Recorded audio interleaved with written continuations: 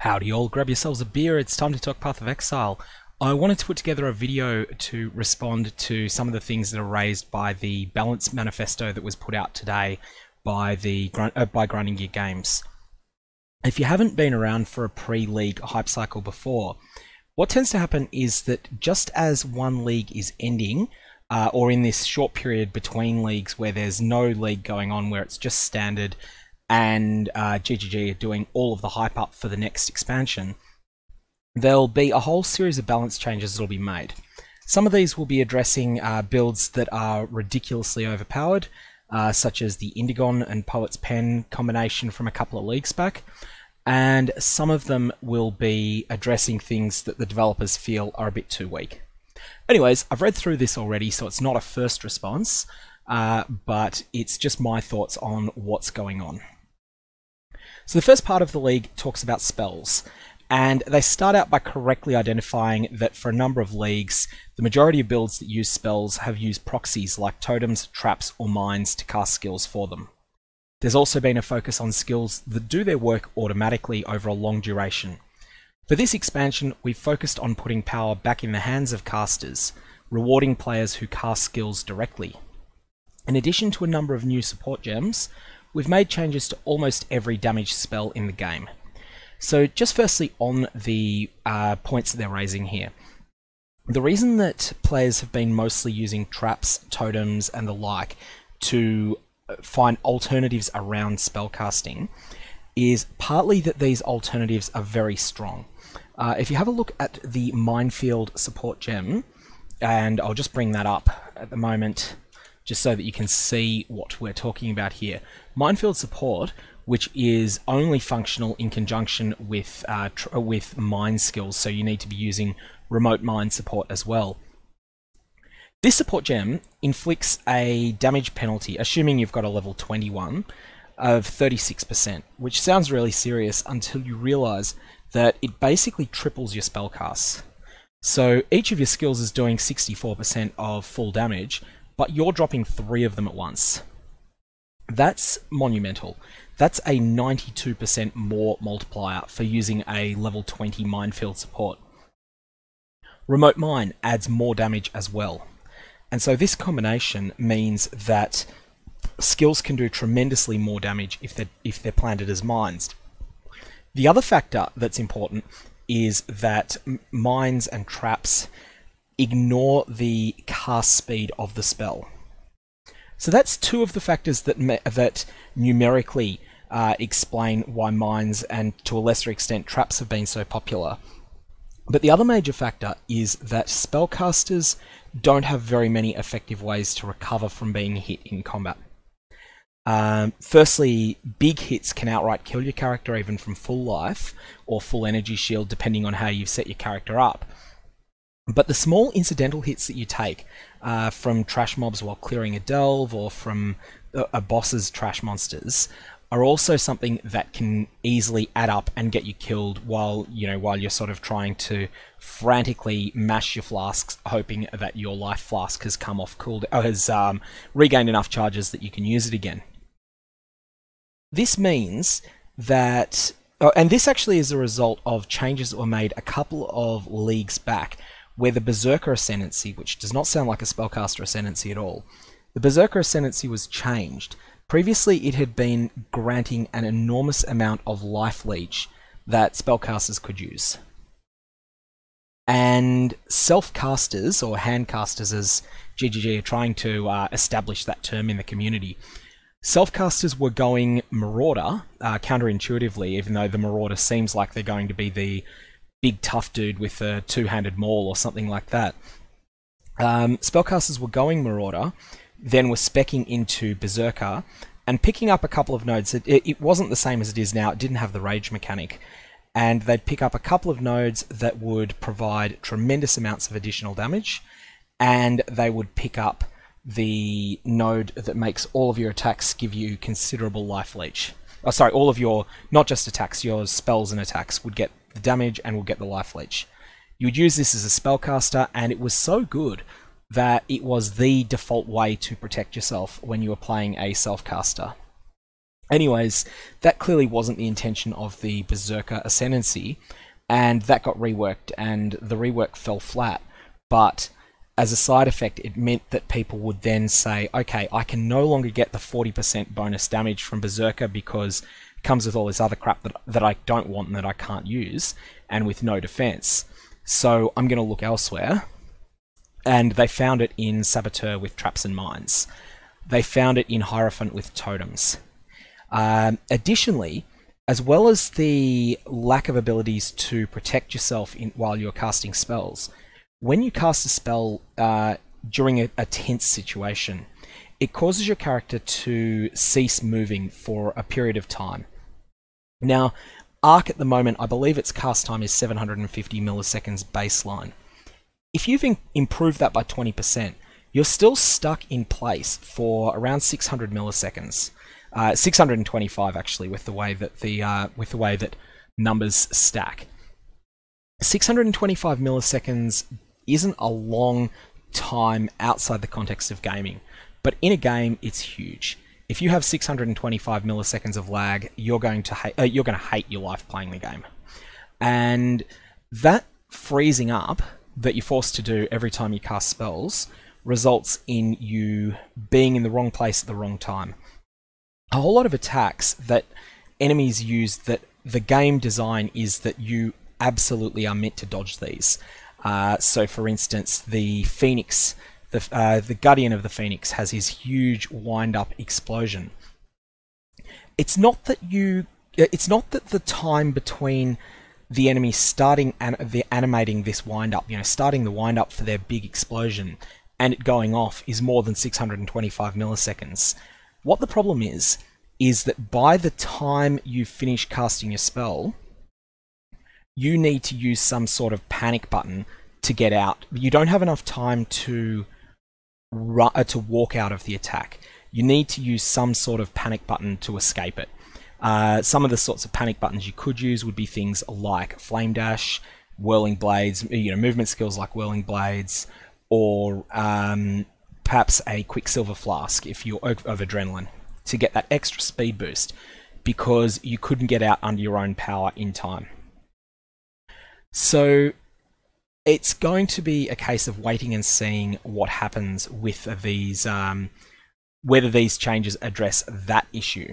They do. There is a bit on the on cast times, and that comes a bit later in the manifesto. But that was one of the major reasons that players were electing to use mines and traps and totems instead, because when you didn't think you were in danger, you could just run around a little, then you'd spend a couple of 100 milliseconds when it was safe throwing a bundle of traps, and then you'd run around a little bit more and the traps would do the actual damage for you.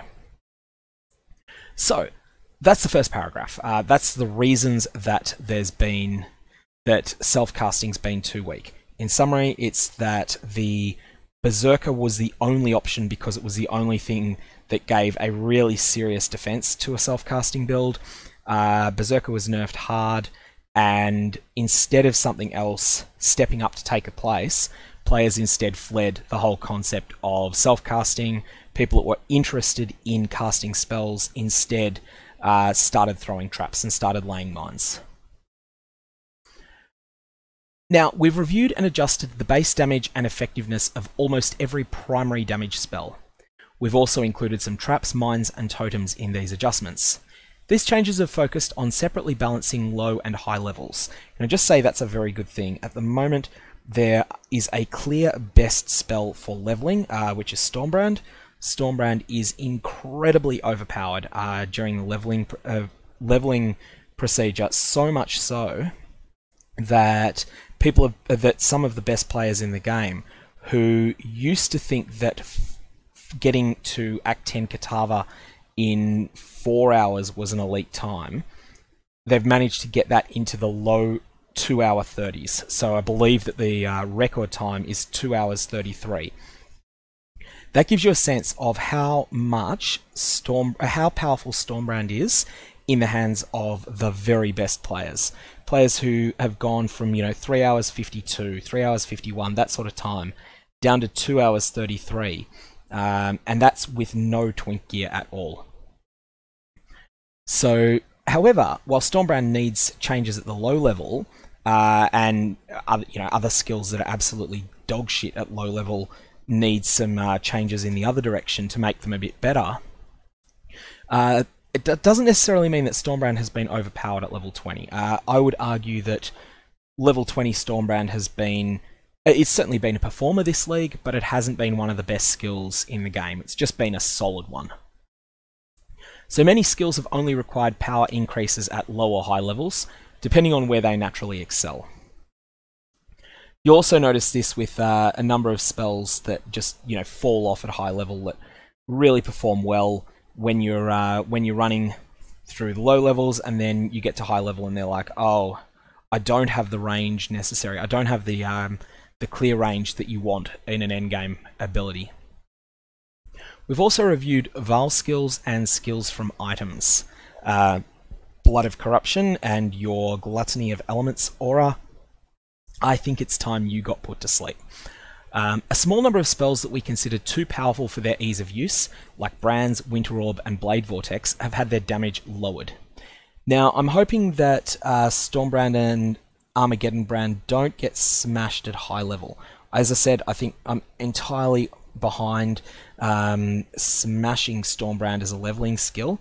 I don't think it's healthy at all that players that want to play as, say for instance, want to play as a Chaos Damage Occultist feel that the best way to get their Chaos Damage Occultist to level 85 is to level as a Stormbrand Elementalist, and then once they're about level 80, about to do the Eternal Labyrinth, then and only then ditch Stormbrand and pick up the actual skills that they want to use.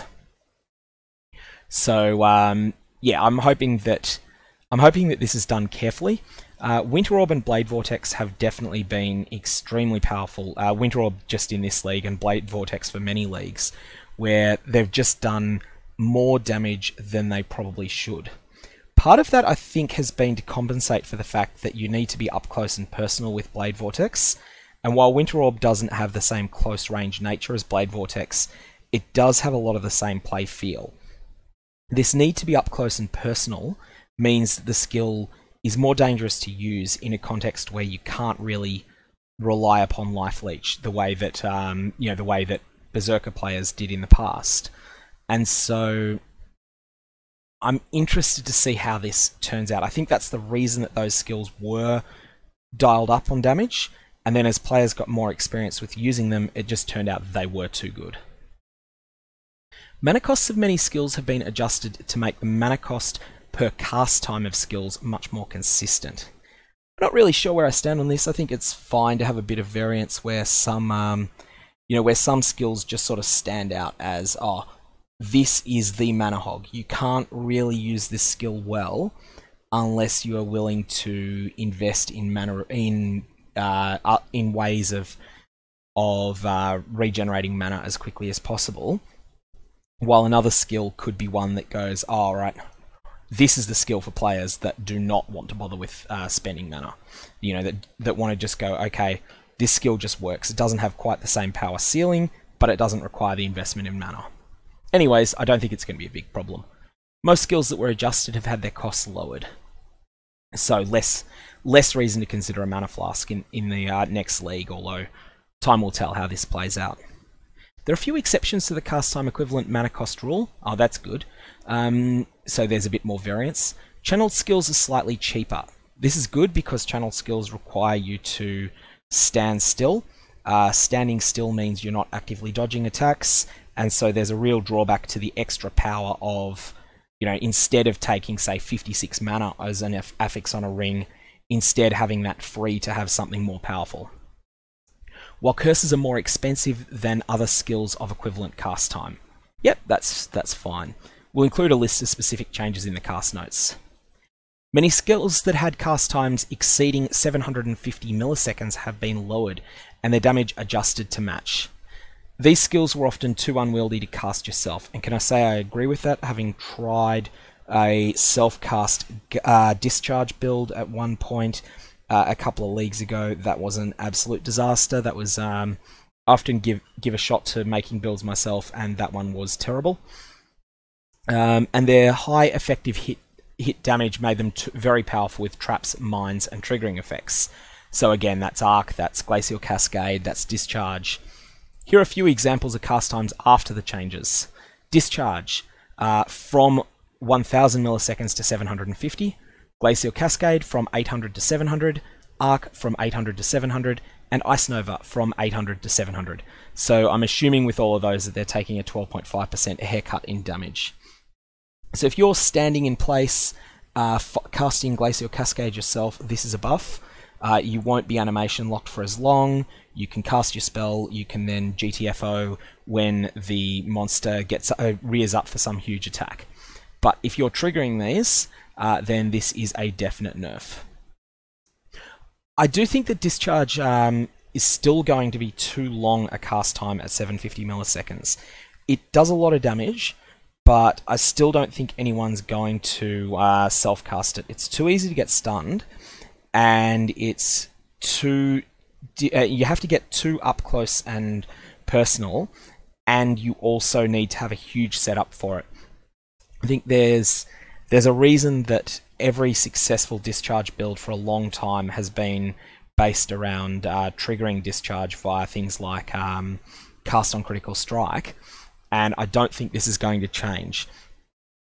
I actually would go as far as to say that I would like to see Discharge made into an instant cast spell with a 2 or 3 second cooldown on it.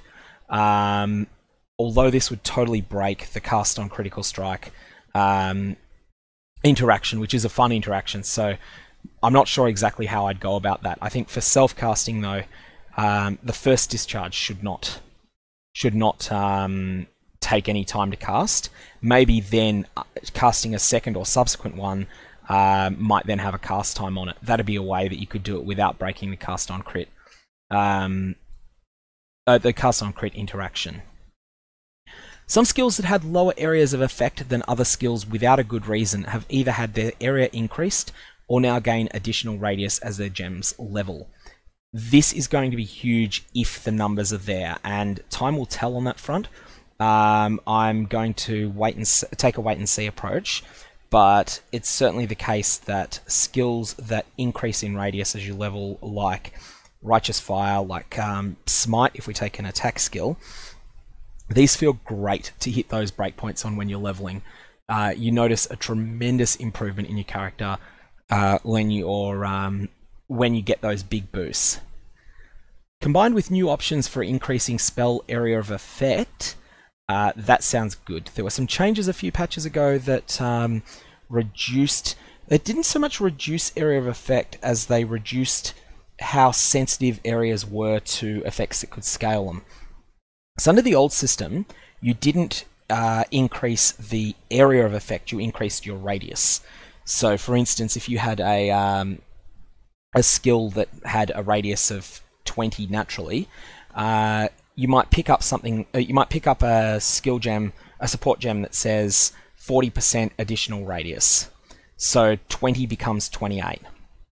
Then you pick up a node on the tree that says 10% additional radius. Okay, that's 30. Another 10% here, another 10% there, and suddenly you're looking at 36. From 80% total increased radius, you're now going from a radius of 20 to 36. In terms of area cover though, that's a lot more than an 80% increase. It's a 224% increase. When the rebalance happened, the first increase that you got to area remained about the same, but now it affects area instead of affecting radius, but at about twice the rate that it used to. So taking again your 20 radius skill and stacking what used to be 80% increased area, that would now be, 80% increased radius, that would now be 160% increased area of effect. So you'd be hitting 2.6 times the area, but when you do the numbers on that to ascertain exactly what that is, 2.6 times the area is something of the order 63 or 64% increased radius. So instead of going from 20 to 36, you're now going from 20 radius to 32 radius. Long story short, it was a very small change to the first couple of bits of area you stacked, but a very big one to the 4th, 5th, 6th increase that you got on your character. And I'd be interested to see how much this ends up. This should end up changing the metagame. So combined with new options for increasing spell area of effect, this should help keep those skills be more enjoyable to use. You'll find new sources of increased area of effect on the passive tree for casters. Notice that we'll be giving similar bonuses to attack skills in the future, just not in 3.6.0, and we'll get to attack skills later. We've also made a number of changes to other spells, like lowering the cooldown on Convocation, having Spark be able to re-hit a target it is pierced after a shorter delay, and having Unearthed projectiles fly much faster. These are buffs. Arc also has a lower chain distance now, so it won't bounce between distant packs of enemies. This is a nerf. But it's a deserved one. Arc is definitely one of the most powerful spells at the moment. And it sounds like self-cast builds are getting other bonuses elsewhere. So just to go into what that Arc change means, it means that if you cast Arc at one pack of enemies at the moment on the live servers, often the Arc will bounce out of that pack and hit something else.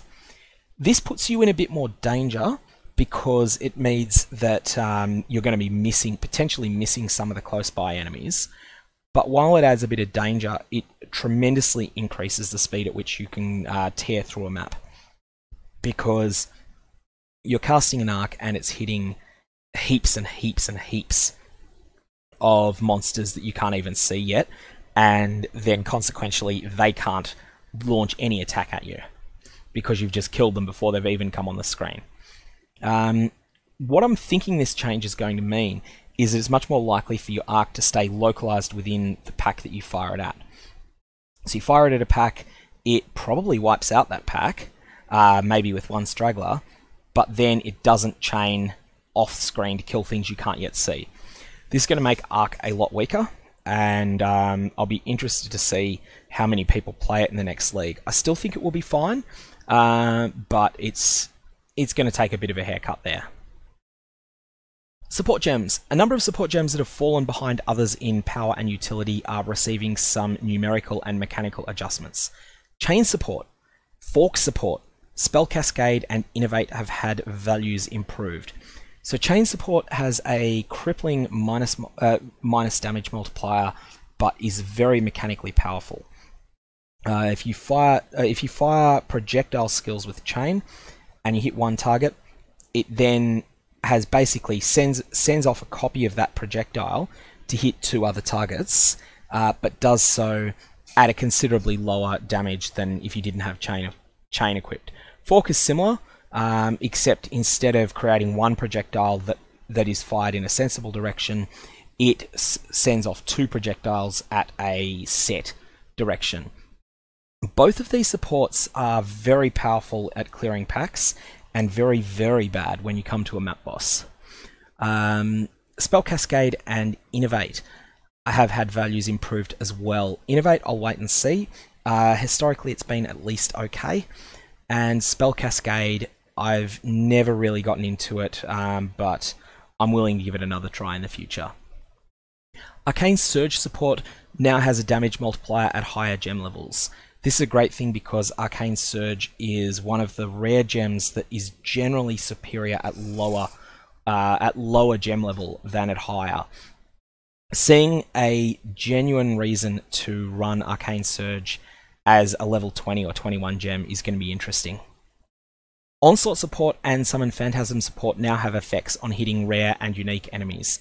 Onslaught Support is one of those gems that is absolute gold while you're leveling, and then you quickly forget about it once you get to about Act 8 or Act 9.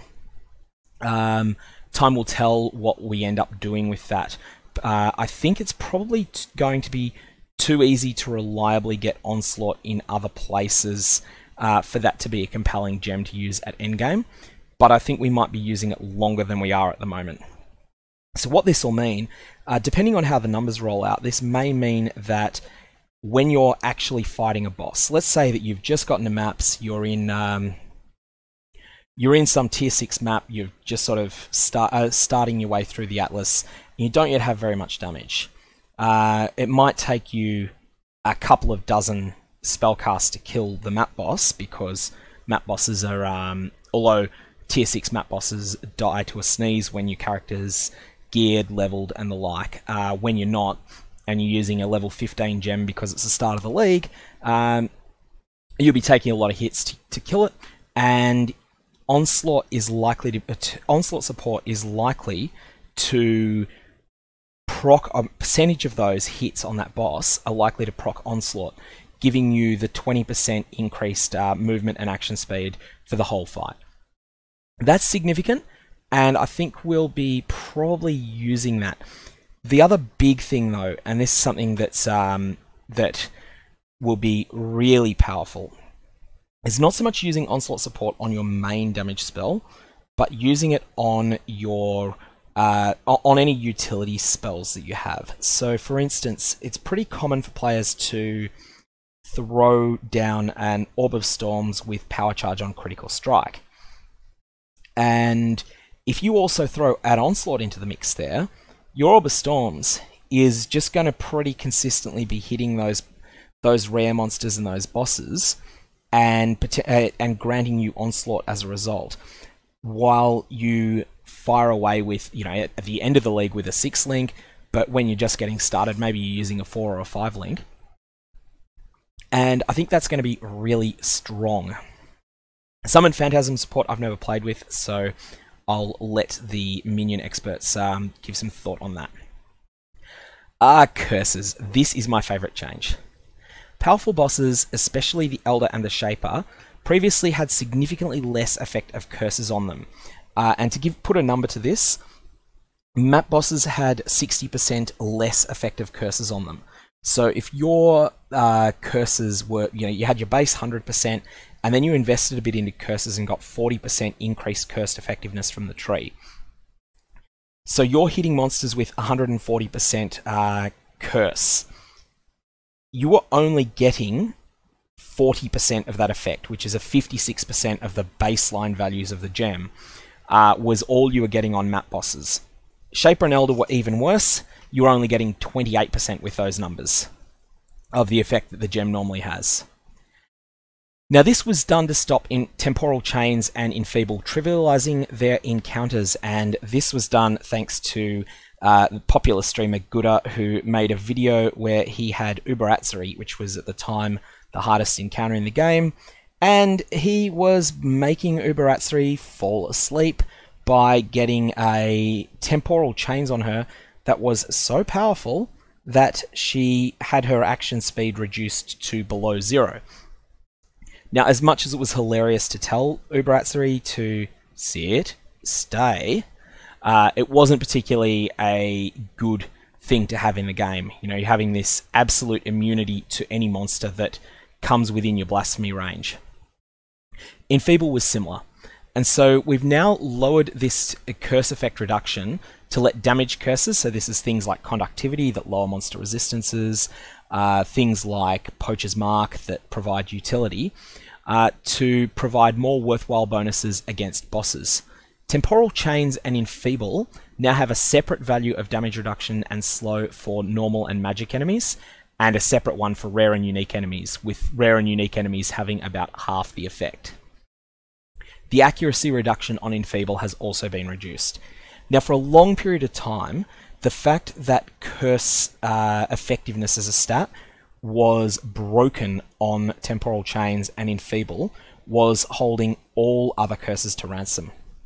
This change, with a single fell swoop, removes that problem and allows the other curses to shine. I think this is going to be the best change in this update, and it's going to be something I think we'll have a lot of fun playing with. And remember at the start of going through this manifesto, we were talking about how casters hadn't really had reliable ways to recover from being whittled away by small hits. That is changing. Energy Shield Leech. We've added multiple sources of Energy Shield Leech to the game, both on a new support gem and for spells on passive skills. Energy Shield has a lower cap on maximum restored per second. Now, I'm not going to get into the complicated mechanics of lifeleech in this game, except to the minimum extent necessary to understand the next paragraph. But basically what's happening here is that it is now possible for self-cast characters to spec into Energy Shield recharge on the passive tree. There's a lot of ways you can use this. You can be a character that is mostly a life build. So, you know, you've got maybe 6,000 life, but 1,000 or 1,500 energy shield just from random pieces of gear that you've got that, you know, maybe you're using a specific unique that provides a fair bit of energy shield. This is the situation that my Archetrap character in the Betrayal League was in, where they were using Tinkerskin as their chest piece, and they wanted to use a spell crit shield. And the best spell crit shield that I could find in my price range at the time was an energy shield base. So combining those things, and I think there was a little bit of energy shield on my helmet as well, it led to a situation where I had about 1,200 energy shield. And now as a Trapper build, I would gain nothing from... Trapper builds can't leech. They can't access life leech because the player isn't dealing the damage the trap is. But had they been a self-caster with a similar defensive setup, you could conceivably use a small amount of Energy Shield Leech, and that would be a small bonus that would help keep your energy shield potentially topped up in longer fights. I'm not suggesting this is a strategy, but it's not a wasted stat if you're getting it. If you're a mostly life build, but you've got a little bit of energy shield, it will take the edge off some of the hits that you take. So that's the first way that you can use it, and that's just you're using whatever gear that you would have used otherwise, but you're just like, I'll just take that one node in energy shield leech, and it will provide me a small extra bonus of survivability. But the main way you'll use this is if energy shield is your primary defense. This could be a Chaos Inoculation character, so, you know, one of those characters that has maybe 10,000 energy shield at endgame, and only 1 life, and is immune to chaos damage. It can be a low life character using Chevron's Wrappings.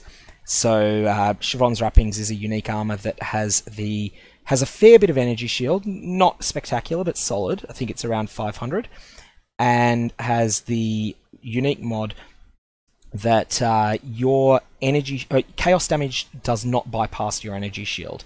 So if you take chaos damage, instead of going straight through your energy shield to your life, it instead goes to your energy shield instead. You can play a full hybrid character as well, where you have a life pool that's not particularly spectacular. Maybe you've got 3,000 life with 4,000 or 5,000 energy shield on top of that. I think that hybrid, and actually you can go much higher than 4,000 or 5,000. You can still get 8,000 life, 8,000 energy shield on a hybrid character. A hybrid character will then wear gear that provides chaos resistance. They're probably an occultist, which gives them access to a good amount of chaos resistance as well. And so, even though they've only got perhaps 3,000 hit points, their energy shield is there for everything except chaos damage, and then against chaos damage, they're pretty resilient because they've got good chaos resist.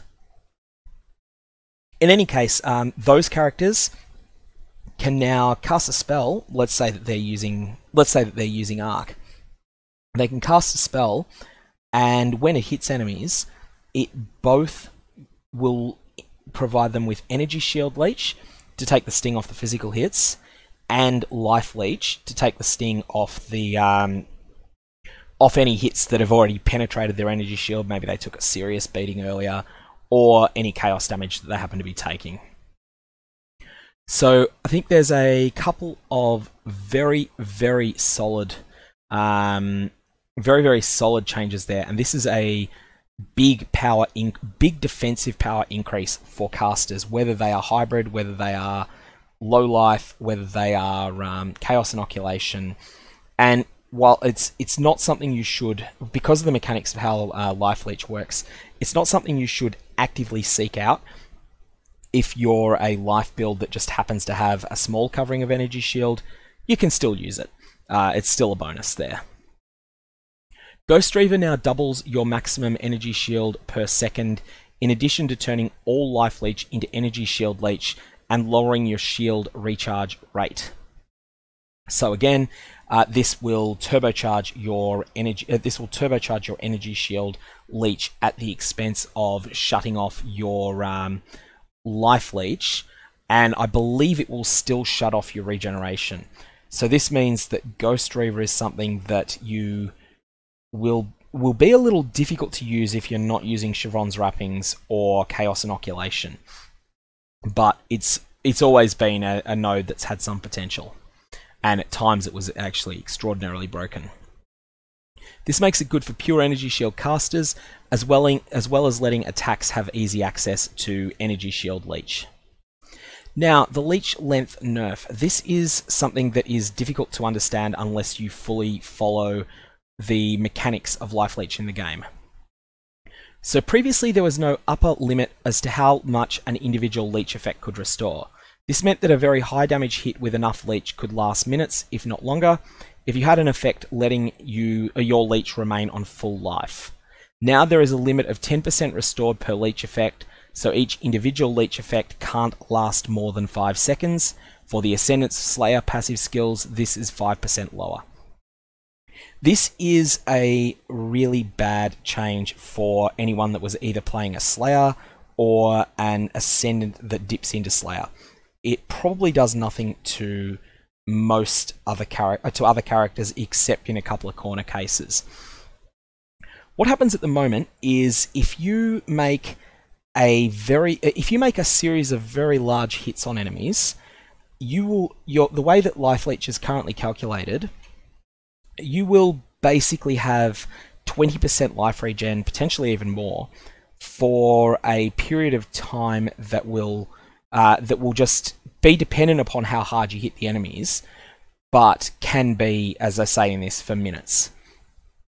That will now be hard capped at 5 seconds, and it means that Slayers, when they are attacking a boss that has multiple phases, they will no longer be able to rely upon their hits in one phase to provide them with a defense for the start of the next phase. So they'll have to rebuild their leeching, which is their primary form of defense. For this reason, I think this is going to be this is basically taking away the one unique defensive layer that the Slayer Ascendancy has and completely destroying it. Yes, you get it for 5 seconds, but 5 seconds is not long enough in the current state of the game for that to be relevant. That said, the Slayer has not been a popular Ascendancy choice. You're basically taking a bad choice. This change takes a bad choice and makes it even worse. And in reality, if someone came up to you and said, alright, you've got to pick between two things. Either I give you $20 or I set your car on fire. It doesn't really change that scenario if they say, oh, and by the way, I'm going to change that and make it even worse by saying that your cat's in the car. Clearly, that is no different a choice. Slayer is just a wrong choice at the moment for melees because of just the poor state of the Slayer Ascendancy. It's an Ascendancy that has a lot of effects that impact two-handed weapons, and two-handed weapons are terrible. So basically, the Slayer side of things, it's not really meaningful. It's just taking a bad choice and making it even clearer that it's a bad choice. For the Ascendant, however, the Scion Ascendant, this is going to be a really big deal. They only get 2.5 seconds of overleech protection in the new setup. I really don't think that is a meaningful form of defense anymore. And so for that reason, I think we're just not going to see players picking the Scion's Slayer option. I think instead, characters that would previously have been Slayers will instead go Champion, which they should be at the moment anyway, because champions are better Ascendancy in every way. And characters that were previously Scion dipping into Slayer will instead get their survivability elsewhere by going Juggernaut. Essentially, I think that the power level of Scion at the moment is not, it's not the Slayer sub-ascendancy that's a problem. It is the Unnatural Instinct duel and its interaction with Might of the Meek, so it's basically two unique duels working together in a rather broken way. This isn't changing here, and so for that reason, I've just got to say I don't like this change. I don't think it's a good thing. However, I am willing to reserve judgment until 3.7.0. So willing to say that Slayer is being dropped down to a Berserker tier of Ascendancy for this league, but that's fine because there are viable alternatives. Any build that was a Slayer would have already been optimized by changing to a champion, so it's not like we're losing anything of value there. Anyways, that semi-rant aside, let's get to the passive tree. We made a large number of changes to the passive tree to provide more diverse sources of power and other interesting mechanics to spellcasters. We've added a number of sources of ES Leech, yes, we knew that, both in specialized clusters that also boost your damage in a few different ways, and as part of the Fire, Cold, and Lightning Heart notables. That's interesting. Our single element Leech as Energy Shield is going to be a different beast to spell damage as Energy Shield for a few reasons, mostly because it's been popular to convert damage, and this doesn't work well with converting damage or adding as extra chaos. The shadow area of the tree also has a small amount on a new evasion and energy shield path. Let's wait and see the numbers on that. Caster weapon passives. This is cool. They're just adding specific caster-specific ways to specialize in specific weapons. So, you know, you can be a quarterstaff caster, you can be a shield and dagger caster, you can be a dual wield caster. So yeah, I like this. It's probably going to be the case that, like with melee weapons, where it's pretty universally accepted that claws have the best nodes and swords have the second best. I think there'll be a clear best option. But for at least for the short term, it'll be cool to see people using staves again. The elemental damage wheel to the left of the Templar starting area now has fewer elemental damage skills and a single powerful elemental notable that combines some of the power of the two previous elemental notables. It now includes two new notables that work very well with the new spells that convert physical damage to fire or lightning. I'm assuming that this is the Light of Retribution cluster. I'm just going to reserve judgment on that until I see it. Shadow starting passives, there's been a few changes to the connections there, and defensive and passives and projectile passives to have simpler, widely useful set of bonuses. Hopefully this means more life for Shadow characters, because it's a reason I strongly recommend new players do not play a Shadow. A notable passive providing Evasion, Energy Shield, and ES Leech takes some of the old bonuses and places them to the right side of the tree, shifting the mana path so it's now parallel to the dual node, and now granting a small amount of increased mana regen. Yep, I'll wait till I see it. Channeling passives. We've added two new passive trust clusters that provide damage bonuses for channeled skills, as well as some defensive properties while channeling, like stun, avoidance, and physical damage reduction. This is an excellent change. Physical damage, like basically any spell that roots you in place, and that's channeling skills are the worst for this. Any skill that roots you in place is dangerous to use in the current state of the game, where you often have to quickly get away from a telegraphed attack. This is going to be a great boon to those builds, but it's going to depend upon the numbers. Trickster. The Trickster's Ghost Dance and Escape Artist notables have been reworked significantly, with the goal of providing a unique and very powerful reward for specializing in Evasion and Energy Shield. Ghost Dance now creates a Ghost Shroud every second up to a maximum of 3. When you hit, a Ghost Shroud is consumed, restoring ES based upon your Evasion rating. Ghost Dance and Escape Artist now have other bonuses based upon your Ghost Shrouds. So if you're not being hit very often, this provides a little bit of resilience against the hits that get through. This could be quite strong. I need to see the numbers before I can say anything. It could also be very weak if it's, comes out that the hit that gets through still kills you outright, and then, oh, isn't it just tragic? The next 3 hits that hit you would have restored some life, but you're dead on the ground in Oriath because you didn't have enough of a buffer. We've also added Frenzy and Power Charge generation while channeling to the Swift Killer notable to let a channeling trickster generate charges during tough encounters. Yep, that sounds good. Again, need to see the numbers to see how sustainable it is. Inquisitor, we've reworked the consecration-based notables of Sanctify and Pious Path to greatly improve reliability of Constipated Ground for the Inquisitor, instead of just giving powerful bonuses when you manage to be on Consecrated Ground. Sanctify no longer creates Consecrated Ground when hit or on kill, and instead always creates it while you're stationary.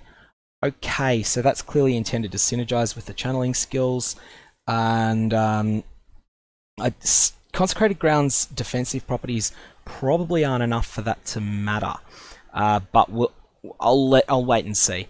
Pious Path now lets the effects of Consecrated Ground linger for 4 seconds after you, allies, or enemies would no longer be affected by the ground. Other effects have also been changed or improved. Really just need to see the full tree. It sounds like a very thorough rework. We knew that Consecrated Ground was going to be a big focus, but I just have no idea what it's going to be like. These changes work well with a change to all Consecrated Ground that causes hits against enemies in it to have 100% increased critical strike chance. 100% increase does not mean if you have a 17% chance to crit, that goes up to 117%, so you always crit. What it means is that, it means that basically if you have 5.5% base crit on your spell, and then 200% on the tree, or between the tree and your gear and the like, you now have 300% in terms of you have a 300% increase instead of 200%. Adding that to the 5.5%, you go from 16.5% when you were getting your 200% increase. You now have 22% to crit. So it's a meaningful increase, and we'll just have to see how the numbers work. Other changes. Critical strike chance. This is the most cryptically worded nerf that I've seen in a while. Previously, an effect that could critically hit was capped at a 5% minimum crit chance and a 95% maximum crit chance. We have set both of these caps to 0 and 100. So what this means is that for people that were using Elemental Overload, which is a effect on the tree, it's a passive node that gives you it removes all critical multiplier. So your crits no longer feel like a crit, but they give you a buff that lasts for some time that gives you a more multiplier to all elemental damage. So basically, as long as you could fire off 1 crit every 8 seconds, you'd get this massive boost to compensate for the fact that you had no crit multi. However, you could sort of double dip and get all the benefits of with a very fast casting spell or fast hitting spell. You could get full uptime on that with a skill that had, say, 5% base critical chance, but then you've taken all of that away by using it with the I'm just trying to think of the name of the support gem. Eludes me at the moment. There's a support gem that gives a reduced chance to crit to that support gem and a considerable amount more damage. Control Destruction, that's the one. You have Control Destruction linked to the spell, and suddenly, even though you have a 0% chance to crit, you've got the 5.5%, say the 6% base of the skill, and then you've got a minus 100% penalty from the Control Destruction gem, so with no bonuses, so it's just a flat minus 100, it ends up being 0.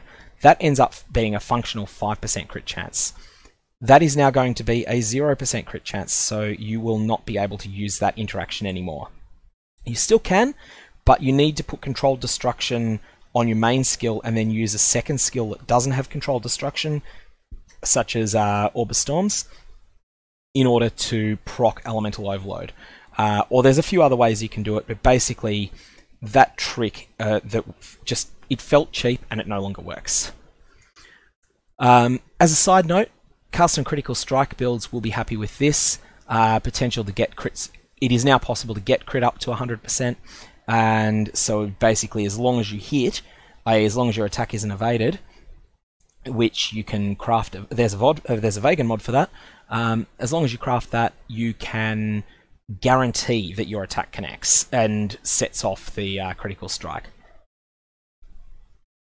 So this is a buff to Cast on Critical Strike and a nerf at the same time to some of the tricks that just felt wrong, like it felt like you were abusing mechanics of the game. Effects that give enemies an additional chance to be critically hit have all been changed to instead increase the chance of crits against them, or to give increased critical chance before modifiers, as though if the attacker had critical bonuses against the target rather than an additional chance based on top. Need to see this in numbers. It's too hard to make a comment on that at the moment. Non-chaos is extra chaos on weapons. This stat is getting nerfed and it probably deserves it. It's got a complex interaction with conversion at the moment that I won't go through, but just to say it's counterintuitive and you can double, triple, quadruple dip with this stat. That's going away and it looks like it's pretty much going to be it looks like it's just going to be a single dose of that damage now. The Veiled modifier that only grants this mod has now been split into 4 versions: Fire, Cold, Lightning, and Physical. And these modifiers are now widely available. And so yeah, that's basically a sizable nerf to this mod, which deserved it. +1 totem, maximum totems Veiled mod is no longer available as a Veiled craftable modifier. It's now something that is only on Shaper Shields, and basically the idea being that if you want this on a mod, on an item, it's going to be the centerpiece of the item. It's not the afterthought you add on at the end. I think that's a fair change. It's a significant nerf to totem builds, but it's only a nerf to the to quite top end ones. Unique nerfs. We've made some adjustments to a few unique items that were problematic. Details will be in the patch notes tomorrow. Let's read the notes. Unnatural Instinct and Might of the Meek come to mind as the first likely ones.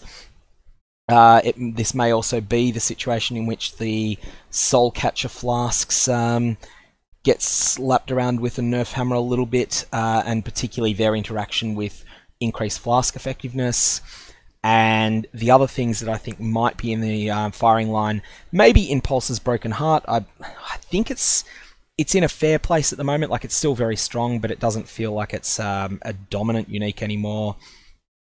And there's a couple others I'm forgetting, but time will... Oh yeah, Atzuri's Promise. Atzuri's Promise is the other one that, because there's been this change made above to non-chaos as extra chaos on weapons, that may also happen on Atzuri's Flask as well. The numbers on that might be toned down, or its interaction with conversion may be toned down. And finally, we have damage immunity. Damage immunity builds are being killed, and I'm sure there'll be a little bit of wailing and gnashing of teeth, but I, for one, will be glad to see them gone. Player maximum resistances will be absolutely capped at 90%. Any maximum resistance above this value will have no effect. And this is especially important because Synthesis introduces new sources of maximum resistances. This is a great idea. The only way that you basically can't throw an encounter that involves, say, cold damage at players and have it be both a challenge to a player that is on 90%, or on, say, 99% cold resist, and also feel fair at all to a player with 75%. The increase in survivability between 75% and 90% resistances is extraordinary enough, but going up to 99 or even 100 is ridiculous. Vile Impurity Auras now provide less damage taken of their element and have less aura effect per level. Yep, that's fine. And Gluttony of Elements, I think I mentioned this before. The Gluttony of Elements skill now also provides curse immunity to prevent interactions with temporal chains letting it last far too long. Technically, this is a buff. This is one of the most interesting nerfs that I've ever seen, and it's a brilliant one. Gluttony of Elements is not used by anyone for engaging gameplay. It is only used for ridiculous shenanigans that are about basically finding exploits in the game, essentially. They're not technically exploits, but they feel like them. If a mechanic is so cheesy that it feels like cheating when you use it, I don't think it should be in the game. There are plenty of other changes on our hit list for the future. Attacks need the same level of attention, if not more, than spells are getting, as well as changes to Abyssals and physical weapon damage. But we'll be spacing those changes over 3.7 and beyond to make sure they get the time and attention they deserve. So, you read it here. Abyssals are getting smashed with the Nerf hammer, and that will be a good thing because it will mean that your stats on your weapon will no longer be held hostage by how powerful Abyssals are. Physical weapon damage is in a bad spot at the moment. It's not absolutely abysmal, but it's pretty bad, and these changes to Abyssals may help there as well. In any case, there's some stuff to look forward to in the future, but that's the end of the development manifesto. So, in terms of summary, Slayer has been slayed, and just in this cryptic leech length nerf, its unique defensive layer of essentially 20% regen most of the time, except at the very start of a map, is gone, and it has no defensive layers to replace it. If you were thinking of playing a Slayer, play a Champion, or play a Juggernaut, or play a Gladiator instead, because the Slayer has been slain. If you were thinking of playing a Scion Ascendant that dips into Slayer, dip into Juggernaut instead, because that's how you're going to get your defensive, the defensive layer that you wanted from Slayer. Curses have been massively improved, and no longer will Temporal Chains and Enfeeble's unfair scaling with curse effectiveness hold down all the other curses. And yeah, there's lots of changes of spells. We haven't seen the numbers yet. And the changes to the increased chaos, or to the conversion shenanigans with added non-chaos as extra chaos, is also something that I think will be a positive change for the game, but will decrease maximum character power level. Anyways, all I got to say on this one, if you've got any questions, well, you can comment here, or you can just simply wait for the full patch notes, which will be coming out in about, I think, 18 hours time, maybe a little bit less than that. Anyways, have a good one.